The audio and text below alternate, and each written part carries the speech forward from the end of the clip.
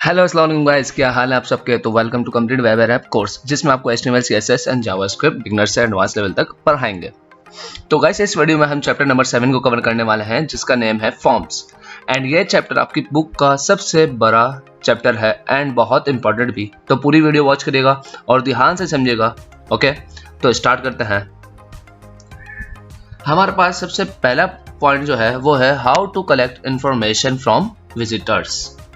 इसका मतलब ये है कि आपकी वेबसाइट पे जो भी विजिटर आते हैं उनकी इंफॉर्मेशन कलेक्ट करना। ठीक है, अब जैसे कि हमने ईमेल लिंक पढ़ा था, तो मैंने आपको बताया था मेल लिंक जो है अब इतना ज़्यादा इस्तेमाल नहीं होता, अब फॉर्म्स यूज़ होते हैं कि भाई जिसको भी कॉन्टेक्ट करना है वो वेबसाइट पे आए एंड फॉर्म फिल करे, जिस पे अपना email, name and message type करे, फिर सबमिट करे तो फॉर्म सबमिट हो जाता है। ओके, तो ये जो सारी चीज़ें होती हैं वो हम हैंडल करते हैं फॉर्म्स के थ्रू। सेकेंड पॉइंट हमारे पास है different kinds of forms control.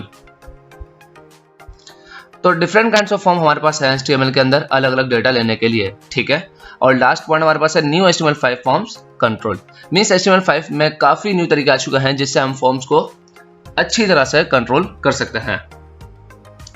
अब नीचे चलते हैं कि हमारे पास फॉर्म्स के चैप्टर में क्या क्या चीजें हैं और हम क्या क्या कवर करने वाले हैं। तो भाई ये जो आप लोगों को एग्जाम्पल दे रहे हैं फॉर्म्स की, वो दे रहे हैं गूगल से। ठीक है, अब मैं यहाँ पे न्यू विंडो पे जाता हूँ, न्यू टैब पे, और यहाँ जाके मैं लिखता हूँ यहाँ google.com। ठीक है, तो गूगल स्टार्ट ही फॉर्म से होता है। ठीक है, तो गूगल के पूरे पेज में अगर हम बोलें सबसे इंपॉर्टेंट चीज क्या है, तो सबसे इंपॉर्टेंट चीज है फॉर्म। फॉर्म क्या है? फॉर्म एक इनपुट है जो यहाँ हम चीजें सर्च करते हैं, वो हमें वो चीज लाकर दे देता है। ठीक है, इसके आगे अब हम आते हैं, अब हम बात करते हैं फॉर्म्स कंट्रोल की, कि फॉर्म्स कंट्रोल की कितनी टाइप्स हैं और क्या क्या टाइप्स हैं। तो सबसे पहले हमारे पास है टेक्स्ट इनपुट। टेक्स्ट इनपुट में हम यूजर से क्या क्या क्वेश्चन कर सकते हैं। टेक्स्ट इनपुट से हम यूजर का नेम, उसका फादर नेम या कोई भी टेक्स्ट पूछ सकते हैं। इसके बाद आपको नजर आ रहा होगा पासवर्ड इनपुट। पासवर्ड इनपुट में हम यूजर का उसका पासवर्ड ले सकते हैं या कोई भी सिक्योर आइटम जो कोई ना देख सके वो हम पासवर्ड इनपुट में लेंगे। इसके बाद हमारे पास आता है टेक्स्ट एरिया, जिसमें हम मल्टीलाइंस लिख सकते हैं। और हमारे पास फॉर्म का चैप्टर बहुत ज्यादा लेंथी है, तो इसलिए मैं कोशिश करूंगा मैं इसको जल्दी जल्दी कवर करा सकूं। अब टेक्स्ट एरिया का मतलब क्या है कि मुझे 100 लाइन का पैराग्राफ लिखना है, या कोई भी मेरी वेबसाइट पे आया अब उसे कोई बड़ा सा मैसेज लिखना है या मुझे फीडबैक देना है, तो वो क्या मुझे इनपुट में देगा? नहीं, क्योंकि इनपुट में तो इतने वर्ड्स आ ही नहीं सकते, ना इनपुट में मल्टीपल लाइंस काउंट होती हैं।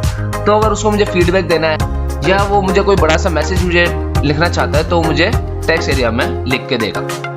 इसके बाद हमारे पास आती है मेकिंग चॉइसेस। मैं इसको और जूम करता हूँ।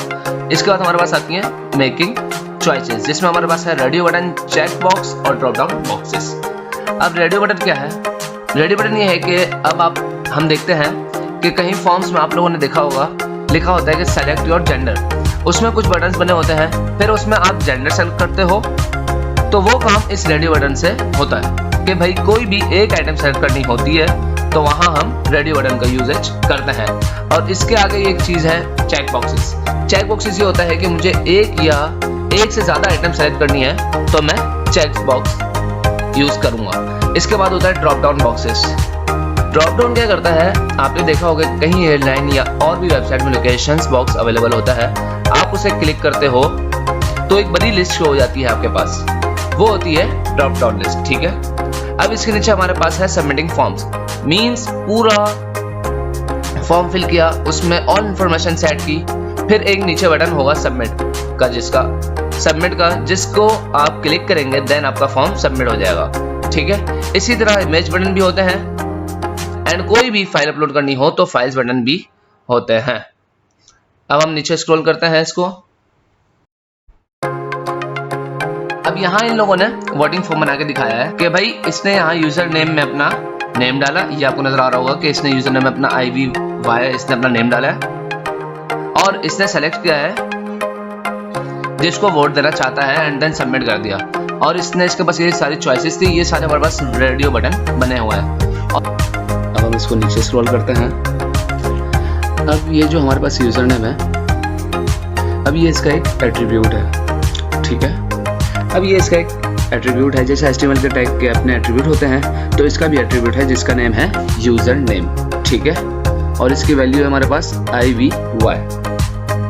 अब हम नीचे चलते हैं फॉर्म स्ट्रक्चर में। जिस तरह हमारे पास हर HTML के एलिमेंट का एक स्ट्रक्चर है, जैसे कि लिस्ट के लिए UL OL, टेबल के लिए टेबल का ओपनिंग टैग और क्लोजिंग टैग, तो फॉर्म बनाने के लिए उसका ओपनिंग टैग और क्लोजिंग टैग, ठीक है।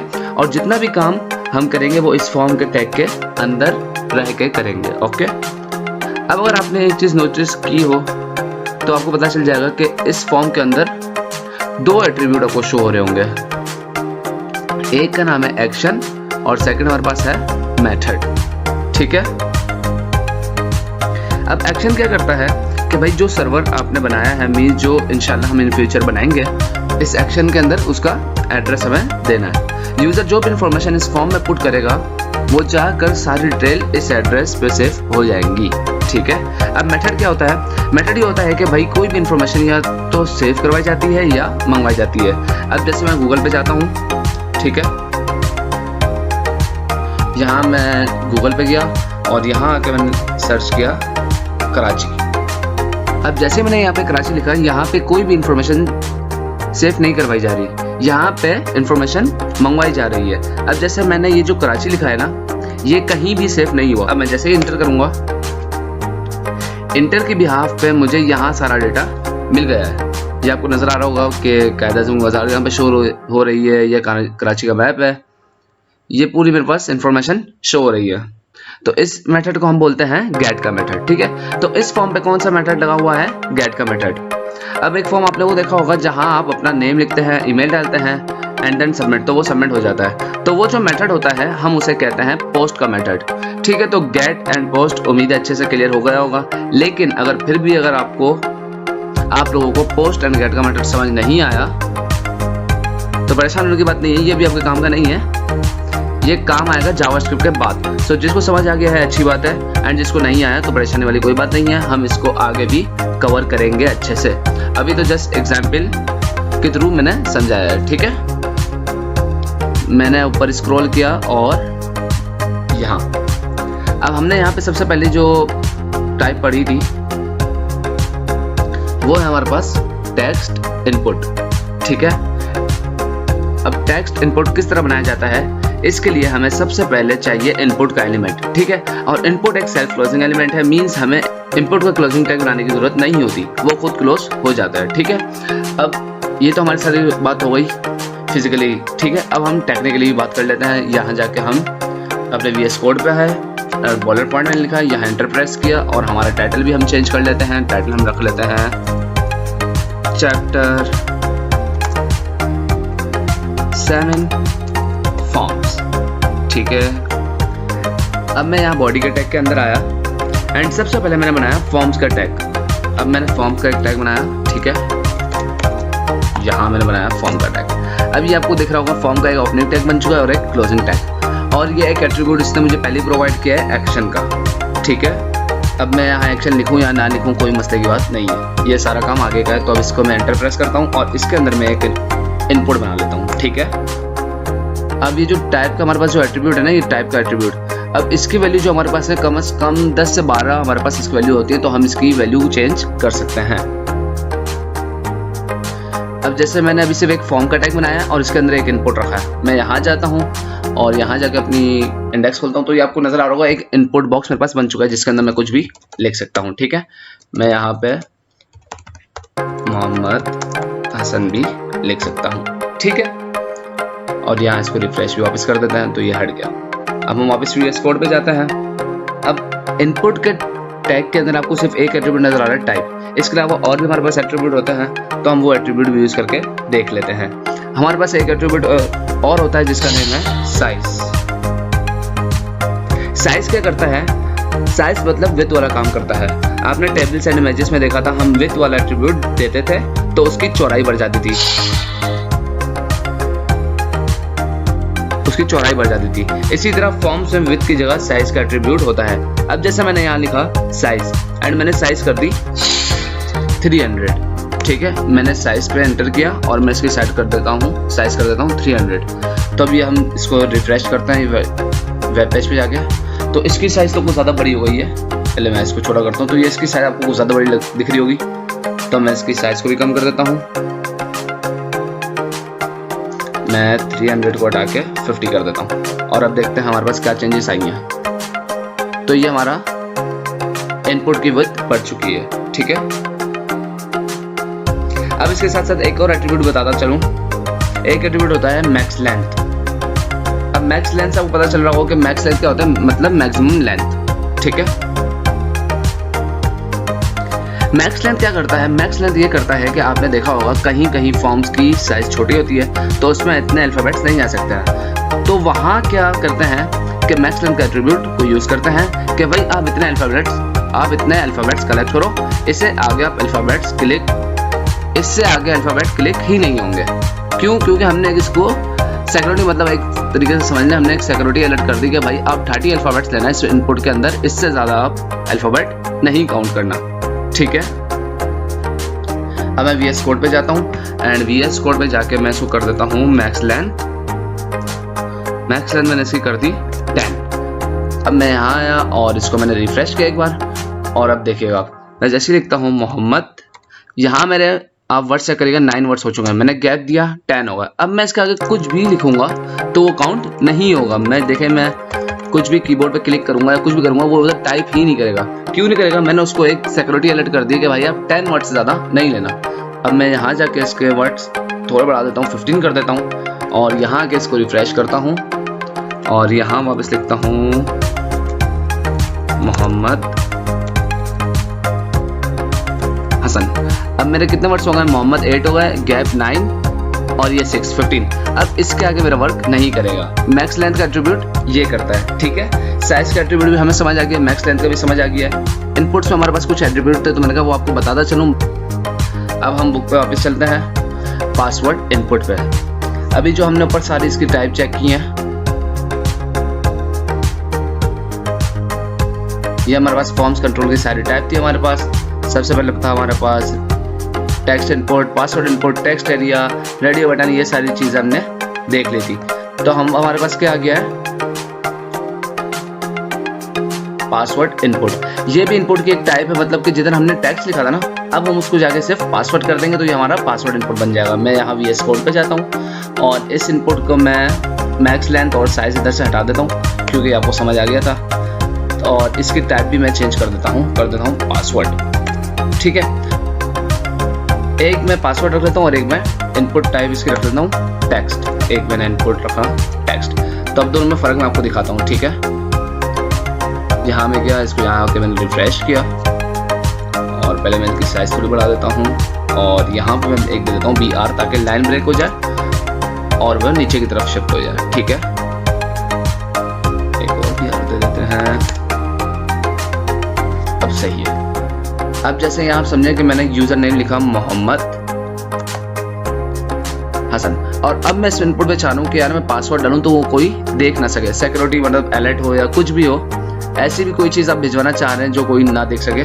तो अब देखिएगा मैं जो भी लिखूंगा वो डॉट डॉट डॉट की सूरत में आएगा, वो अल्फ़ाबेट की सूरत में नहीं आएगा। अब मैं जैसे यहाँ पे लिख देता हूँ, कुछ भी लिख देता हूँ तो आपको शो हो रहा है ये ऐसा पासवर्ड इनपुट है। तो ये किसकी मदद से हुआ? ये हमारी टाइप पासवर्ड की मदद से हुआ है। हमने टाइप जो अपनी टाइप की वैल्यू जो हमने रखी थी वो हमने रखी थी पासवर्ड और इनपुट के ऊपर हमने टाइप रखी थी टेक्स्ट। तो उसमें हम कोई भी टेक्स्ट लिख सकते हैं और जस्ट इनपुट टाइप को हमने पासवर्ड कर दिया तो वो सिर्फ पासवर्ड होगा। जिस तरह ईमेल का पासवर्ड होता है तो भी हमारे पास शो नहीं होता। ठीक है, इसके आगे चलते हैं। पासवर्ड इनपुट भी हमने देख लिया। अब हमारे पास है टेक्स्ट एरिया। तो अब हम बात करते हैं टेक्स्ट एरिया की। तो मैं यहाँ VS कोड पे जाता हूँ एंड यहाँ BR को मैंने पहले Ctrl+C एंड Ctrl+V ताकि लाइन ब्रेक हो जाए हमारे पास। और यहाँ मैं लिखता हूँ टेक्स्ट एरिया। अब इसमें आपको 4 एट्रीब्यूट नजर आ रहे होंगे। टेक्स्ट एरिया में आपको 4 एट्रीब्यूट नजर आ रहे होंगे। सबसे पहला है नेम। तो नेम क्या करता है, अब जैसे हम डेटा इस पे फिल कर रहे हैं और सबमिट कर रहे हैं तो वो डेटा सर्वर पे जा रहा है, ठीक है। अब सर्वर को कैसे पता चलेगा कि भाई इसमें जो डेटा है वो क्या है, तो नेम का एट्रीब्यूट जो है वो एक तरीके से टैग है कि एज एग्जाम्पल इस नेम के टैग के अंदर मैंने लिख दिया मैसेज, सही है, मैं मैसेज लिख देता हूँ तो सर्वर को समझ आ जाएगी कि भाई ये एक मैसेज है, ठीक है। तो ये किसकी मदद से हुआ, ये नेम के एट्रीब्यूट की मदद से। और ये आपका नेम का एट्रीब्यूट इतना ज़रूरी तो नहीं है क्योंकि ना अभी हम सर्वर पे काम कर रहे हैं ना ही कुछ और, तो अभी लिखें या ना लिखें कोई मसला नहीं है। तो अभी मैं नेम को हटा देता हूँ, मैंने बस आपको समझाने के लिए बताया। अब इसके बाद आईडी है, आईडी भी हम आगे समझेंगे तो मैं आईडी को भी हटा देता हूँ। अब हमारे पास टेक्स्ट एरिया में सिर्फ 2 एट्रीब्यूट रह गए हैं, एक है हमारे पास कॉल्स और एक है रॉस, मतलब कॉल्स मतलब कॉलम्स और रॉस मतलब रॉस, ठीक है। एंड ये जो 2 एट्रीब्यूट है ये सिर्फ टेक्स्ट एरिया के ही एट्रीब्यूट है, ये इनपुट में यूज नहीं होंगे। इनपुट हमारे पास अलग चीज़ है और टेक्स्ट एरिया हमारे पास अलग चीज़ है। अब रॉस एंड कॉलम्स हमने टेबल में ही पढ़ा था, ठीक है। अब जैसे कॉल्स में लिखा हुआ है 30, तो मीन्स एक लाइन में 30 वर्ड्स आ सकते हैं। मैं भी इस पेज पे जाता हूँ और मैं टेक्स्ट एरिया आपको दिखाता हूँ कि टेक्स्ट एरिया का हमारे पास क्या रिजल्ट आ रहा है। तो पहले मैं इसको ये कर देता हूँ, इसको सही स्क्रीन में ले आता हूँ। तो अब आपको टेक्स्ट एरिया नजर आ रहा होगा कि टेक्स्ट एरिया का बॉक्स कितना बड़ा है और इनपुट का बॉक्स हमारे पास कितना छोटा है। टेक्स्ट एरिया में क्या होता है कि मैं अब यहाँ पे लिख रहा हूँ, मैंने जो वर्ड्स भी लिखे हैं, तो ये जो वर्ड्स भी मैंने लिखे हैं तो ये एक लाइन में जो 30 वर्ड्स जो मैंने लिखे हैं ये है मेरे कॉलम्स। और ये जो मेरी सेकंड रो स्टार्ट हुई है, मतलब जो सेकंड लाइन में ये सारा लिखा हुआ आ रहा है, देखें थर्ड लाइन आ गई, तो ये मेरी सेकंड रो है और ये थर्ड रो है। ऐसे मैं 10 लाइन अब जैसे मैं कुछ भी लिख कर देता हूँ और ये मतलब देखिए 5 6 7 8 9, ठीक है। तो ये मेरे पास क्या है, 10 रॉस है और 30 कॉलम्स है। अब जो कॉल्स मेरे पास लिखा हुआ है ना 30, मैं इसे करता हूँ 50। तो आप देखना 50 करने से क्या होगा, इसकी विड्थ बढ़ जाएगी। अभी मैं यहाँ जाता हूँ और यहाँ जाके इसको मैं रिफ्रेश करता हूँ तो आपने देखा इसकी विड्थ बढ़ गई। और मैं इसके रॉस को भी बढ़ाता हूँ, रॉस को भी मैंने 15 किया तो अभी आप देखना इसकी रॉस भी बढ़ जाएंगी, ठीक है। विड्थ भी बढ़ गई और हाइट भी। कॉल वाले एट्रीब्यूट हमारे पास क्या हो रहा है, विड्थ बड़ी हो रही है और रॉस वाले एट्रीब्यूट से हमारे पास क्या हो रहा है, हाइट बड़ी हो रही है, ठीक है। तो ये था हमारे पास इनपुट और टेक्स्ट एरिया। इसके आगे बुक पे चलते हैं। अब हमारे पास एक और चीज़, मेन चीज़ है रेडियो बटन। तो अब हम रेडियो बटन की बात करते हैं। VS कोड पे जाते हैं और यहाँ VR को मैं Ctrl+C करता हूँ और यहाँ पे Ctrl+V करता हूँ ताकि लाइन ब्रेक हो जाए हमारे पास। और अब मैं एक और इनपुट क्रिएट करता हूँ और जिसकी मैं ये सबसे हटाता हूँ और मैं इसकी टाइप रख देता हूँ रेडियो और मैं यहाँ इसके आगे लिखता हूँ मेल, ठीक है। और इसी को मैं कॉपी करता हूँ Ctrl+C and then Ctrl+V and मैं यहाँ इसको कर देता हूँ फीमेल। अब हम गूगल पे अब हम वेब पेज पे जाते हैं और इसको जाके यहाँ पे रिफ्रेश करते हैं। तो अब यहाँ पे आपको नज़र आ रहा होगा कि हमारे पास रेडियो बटन बन चुके हैं, एक मेल का और एक फीमेल का। आपने काफ़ी फॉर्म्स फिल किए होंगे, उसमें आपने देखा होगा कि रेडियो बटन आपके सामने शो हो रहा होता है कि please select your gender, male होता है फीमेल होता है। इसी तरह के आपके पास बने हुए आ रहे होते हैं ना रेडियो बटन। तो अब लेकिन इसमें एक भंड है, जब आप वो सेलेक्ट करते हैं किसी मेल पे आप सेलेक्ट करते हैं या किसी भी एक चीज़ पे सिलेक्ट करते हैं तो वो एक चीज़ सेलेक्ट होती है। लेकिन अभी हमारे पास क्या होगा, मैं मेल को सिलेक्ट करूँगा तो मेल भी सेलेक्ट हो रहा है और फीमेल भी, ये दोनों चीज़ें हमारे पास सेलेक्ट हो रही हैं। लेकिन ऐसा होना नहीं चाहिए क्योंकि रेडियो बटन में हम कोई भी सिर्फ एक चीज़ को चूज़ कर सकते हैं, दोनों चीज़ को हम चूज़ नहीं कर सकते। तो इसी वजह से हमारे पास एक नेम का एट्रीब्यूट होता है जो मैंने अभी आपको डिफाइन किया। मैंने नेम लगाया और दोनों को मैं सेम नेम दे देता हूँ ताकि उसको पता चल जाएगा भाई ये अलग अलग इनपुट नहीं है, ये एक ही ग्रुप है इनपुट का, ठीक है। मैंने इन दोनों को सेम नेम दिया और यहाँ जाकर मैं इसको रिफ्रेश करूँगा एंड देन अब आप चेक करिएगा, मैं मेल को क्लिक करूँगा तो मेल होगा, जैसे मैं फीमेल पे क्लिक करूँगा तो मेल से हटकर फीमेल पे आ जाएगा, ऐसे ही मैं मेल को वापस क्लिक करूँगा तो वो मेल पे आ जाएगा। तो ये है हमारे पास रेडियो बटन। रेडियो बटन में हमने देख लिया। अब हम नीचे चलते हैं चेक बॉक्स। चेक बॉक्स क्या करता है, चेक बॉक्स हमारे पास ये करता है कि जैसे रेडियो बटन तो हमारे पास सिर्फ एक चीज़ सेलेक्ट करता है ना, तो चेक बॉक्स पे हम ये कर सकते हैं कि हम मल्टीपल चीज़ें भी सेलेक्ट कर सकते हैं। अब जैसे कि भाई एक यूज़र है मेरे पास और उसने मुझे कहा, मैंने उसे कहा कि भाई तुम्हारा फेवरेट सब्जेक्ट कौन सा है, और मैंने उसको चॉइसेस दे दी 7 से 8। अब मैंने उसको बोल दिया कि भाई तुम बताओ मैथ है तुम्हारा फेवरेट सब्जेक्ट, या इंग्लिश है, उर्दू है, इस्लामियत है, कौन सा। तो उसने मुझे बताया कि भाई इस्लामियत, उर्दू और इंग्लिश, ये मेरे 3 फेवरेट सब्जेक्ट हैं। तो उसने क्या अपनी पसंद से जो सेलेक्ट किया वो हम कर सकते हैं चेक बॉक्स के अंदर। तो मैं यहाँ पे चेक बॉक्स बना के दिखा देता हूँ। पहले हम यहाँ BR को करते हैं, ठीक है, और यहाँ पे पेस्ट, और यहाँ पे मैंने इनपुट लिखा और मैं यहाँ पे इसकी टाइप करता हूँ चेक बॉक्स। ठीक हो गया। चेक बॉक्स पे हम सबसे पहले कर देते हैं iTunes, फिर इनपुट लेते हैं और इधर कर देते हैं iPad, फिर इनपुट लिया हमने और इसको हमने कर दिया लैपटॉप, और मैंने इन तीनों की टाइप कर दी चेक बॉक्स। सही है। तो अब हम इसका रिजल्ट देखते हैं वेब पेज पे जाके। मैं यहाँ गया और इसको यहाँ के मैंने रिफ्रेश किया। अब ये चेक करूँ कि जो हमारे पास रेडियो बटन थे वो हमारे पास सर्कल टाइप में आ रहे थे, और चेक बॉक्स जो हमारे पास है वो आने हमारे पास स्क्वायर टाइप में। अब ये चेक बॉक्स क्या करता है, अगर मैं चाहूँ तो मैं तीनों को सेलेक्ट कर सकता हूँ। ये देखो, ये तीनों को सेलेक्ट कर सकता हूँ, और अगर मैं चाहूँ तो मैं किसी एक को भी सेलेक्ट कर सकता हूँ। तो चेक बॉक्स हमारे पास इसलिए होता है कि हम चाहे उसमें मल्टीपल चीज़ें सेलेक्ट करें या कोई एक चीज़ सेलेक्ट करें, तो हमें वो क्या चीज़ प्रोवाइड करता है, ये हमें चेक बॉक्स प्रोवाइड करता है कि आप कोई एक चीज़ सेलेक्ट कर लो या कोई भी 10 चीज़ें सेलेक्ट कर लो, कोई इशू की बात नहीं है। अब हमारे पास आती है drop down list box. Drop down हमारे पास क्या काम करती है, मैं ड्रॉप डाउन को भी आपको बताता हूँ। मैंने फिर अगेन BR किया और यहाँ पे मैं करता हूँ ड्रॉप डाउन लिस्ट एक बनाता हूँ। मैंने सेलेक्ट का एक बनाया, ठीक है, और इसमें हमारे पास आ गई नेम और ID, जिसकी मुझे अभी ज़रूरत फिलहाल नहीं है, तो मैंने नेम ID हटा दिया, और इसके अंदर मैं ऑप्शन सेलेक्ट करता हूँ ऑप्शन, और ऑप्शन की वैल्यू मेरे पास है, ठीक है, 4 ऑप्शन मेरे पास आ चुके हैं। अब मैं यहाँ पे लिखता हूँ कराची। तो मैंने यहाँ पे क्या किया, एक सेलेक्ट का मैंने टैग बनाया, उसके अंदर मैंने 4 ऑप्शन का एलिमेंट बनाया, जिसमें मैंने वैल्यू भी रख दी, और इस ओपनिंग टैग क्लोजिंग टैग के बीच में लिख दिया कराची, इस्लामाबाद, लाहौर एंड मुल्तान। अब मैं वैल्यू का एट्रीब्यूट को क्या करता है मैं वो भी आपको साथ बताऊंगा। पहले हम वेब पेज पे जाके इसको रिफ्रेश करके देखते हैं कि हमारे पास क्या ड्रॉप डाउन लिस्ट बनी है। ठीक है, अब यहाँ पे आपको सबसे पहले शो हो रहा होगा कराची। ठीक है, मैं जैसे ही यहाँ पे आके इसको क्लिक करता हूँ तो अब यहाँ पे आपके सामने शो हो रहा होगा इस्लामाबाद, मुल्तान, लाहौर में इसको। अब देखिएगा कराची, मैं इस्लामाबाद को सेलेक्ट करूँ तो इस्लामाबाद आ जाएगा, मैं लाहौर सेलेक्ट करूँ तो लाहौर आ जाएगा। अब इसमें हमारे पास भी 2 एट्रीब्यूट होते हैं। ठीक है, क्या मैं चाहता हूँ कि यार जो मेरे पास वेब पेज पे शो ना, अभी आप चेक करना, मैं इसको रिफ्रेश करता हूँ तो मेरे पास कराची शो हो रहा है ना यहाँ पे। अब मैं चाहता हूँ कि यार मेरे पास हो शो लाहौर, तो मैं क्या करता हूँ यहाँ पे एक सेलेक्टेड का एट्रीब्यूट लगा दूंगा, तो मेरे पास वहाँ पे वेब पेज पे लाहौर शो होगा। एक तो एट्रीब्यूट ये हो गया।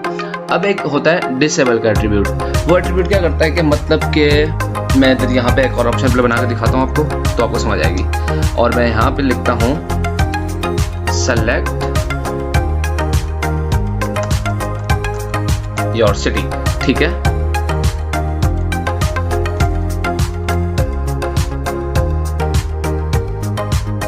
ठीक हो गया। और मैं यहाँ इसको बोल देता हूँ कि भाई डिसेबल, मतलब क्या, पहले मैं डिसेबल हटाता हूँ, चले मैंने लिख दिया सेलेक्ट योर सिटी। ठीक है, और मैं यहाँ जाके इसको रिफ्रेश करता हूँ तो अभी आप देखना मेरे पास एक और ऑप्शन आ गया होगा सेलेक्ट योर सिटी का। अब जैसे कि आपने देखा होगा मैं जैसे इसको सेलेक्ट करूँगा तो ये तो सेलेक्ट हो रहा है मेरे पास। अब अगर ये फॉर्म में अगर ये चीज़ हो कि भाई मैं किसी से पूछ रहा हूँ भाई अपना सिटी सेलेक्ट करो और वो यही सेलेक्ट करे सेलेक्ट योर सिटी, तो ये तो अच्छा इम्पैक्ट नहीं है ना भाई। कि उसको बताना चाहिए कराची, लाहौर, आप कहाँ से हो, कराची से हो, लाहौर से, इस्लामाबाद से हो, मुल्तान से हो, ये 4 चीज़ बतानी चाहिए। तो मैं चाहता हूँ कि भाई ये वाला ऑप्शन कोई सेलेक्ट ही ना कर सके, ये सिर्फ देख सके और सेलेक्ट ना कर सके। तो इसके लिए मेरे पास एक एट्रीब्यूट होता है डिसेबल। डिसेबल से क्या होगा कि मतलब वो देख तो सकेगा मगर वो उसको सेलेक्ट नहीं कर पाएगा। और मैं लाहौर से इसको सेलेक्ट का एट्रीब्यूट को हटा के मैं सेलेक्टेड का एट्रीब्यूट भी वहाँ लगा देता हूँ कि ये मेरे पास ऊपर शो हो। ठीक है, मैं यहाँ गया एंड यहाँ के मैंने रिफ्रेश किया तो आपको यहाँ पे नजर आ रहा होगा सेलेक्ट योर सिटी। अब सेलेक्ट योर सिटी आप सेलेक्ट नहीं कर पाओगे। क्यों सेलेक्ट नहीं कर पाओगे? क्योंकि मैंने इस पर डिसेबल का एट्रीब्यूट लगा दिया है ताकि कोई देख तो सके कि भाई लोगों को पता चल जाए, देख के आप अपना सिटी सेलेक्ट करें, लेकिन वो सेलेक्ट ना कर पाए। वो आप इस्लामाबाद सेलेक्ट कर पाएगा, कराची कर पाएगा, मुल्तान कर पाएगा, लाहौर कर पाएगा, बट जो सेलेक्ट योर सिटी लिखा हुआ उसको सेलेक्ट नहीं कर पाएगा। ठीक है, तो ये थी हमारे पास ड्रॉप डाउन लिस्ट भी। ड्रॉप डाउन लिस्ट में भी हमारे पास एट्रीब्यूट्स थे, मैंने अच्छे खासे आपको बता दिए हैं। ठीक है, तो ये सारी चीज़ें थी इसमें। अब हमारे पास आता है एक सबमिट का बटन। ठीक है, कि भाई हमने पूरा फॉर्म तो क्रिएट कर लिया है, हमने ड्रॉप डाउन लिस्ट बनाने सीख ली है, हमने पासवर्ड इनपुट सीख लिया, चेक बॉक्स सीख लिया, रेडियो बटन सीख लिया, काफ़ी चीज़ें हमने फॉर्म के चैप्टर में सीख ली हैं। अब हमने पूरा फॉर्म तो आप समझें कि एक तरीके से बना लिया। अब मैं चाहता हूँ कि यार एक बटन भी तो मेरे पास होना चाहिए कि भाई कोई बंदा मेरी वेबसाइट पे है, वो फॉर्म फिल करे और उसके बाद उसके पास एक बटन तो होना चाहिए कि वो जैसे ही बटन क्लिक करे तो उसका फॉर्म सबमिट हो जाए और वो कहाँ आ जाए, सर्वर पे आ जाए। ठीक है, तो उसके लिए एक मैं बटन बना देता हूँ। मैं जैसे ही लिखूंगा बटन तो मेरे पास एक बटन का टैग आ जाता है, जिसकी एक टाइप भी हम रख सकते हैं। टाइप इसकी होती है सबमिट, हम रख देते हैं। ठीक है, और मैं यहाँ पे लिख देता हूँ सबमिट। तो अभी आप चेक करना कि मेरे पास एक बटन भी क्रिएट होके आ जाएगा। ये देखें, मैं यहाँ पे क्लिक किया, रिफ्रेश किया और यहाँ पे अब आप चेक करें कि यहाँ पे क्या आ गया, सबमिट का बटन भी हमारे पास आ चुका है। क्या आप अपना फॉर्म सबमिट कर सकते हैं। मैं यहाँ पर रिफ्रेश करता हूँ और यहाँ पे आके सबमिट, तो मेरा फॉर्म मतलब अब तैयार हो गया है। अब हमने बटन भी बनाने सीख लिया है, ड्रॉप डाउन लिस्ट बनाना सीख लिया है, रेडियो बटन भी बनाने सीख लिए हैं, चेक बॉक्स भी बनाने सीख लिया है, टेक्स्ट एरिया भी हमने देख लिया है। तो भाइयों हमने फॉर्म्स के पूरे चैप्टर को कवर कर लिया है। वीडियो शायद थोड़ी लंबी हो गई होगी, लेकिन ये चैप्टर बहुत इंपॉर्टेंट भी था। इसमें काफ़ी चीज़ें आपको सीखने को भी मिली होंगी। अब हम इससे CV बना सकते हैं, फॉर्म्स भी बना सकते हैं। तो हम कोशिश करेंगे नेक्स्ट वीडियो में हम एक सिंपल CV भी बना के देख लेंगे। ठीक है, so guys, I hope you must have understood everything in the video. So take care, we will meet in next video, inshallah. Allah Hafiz.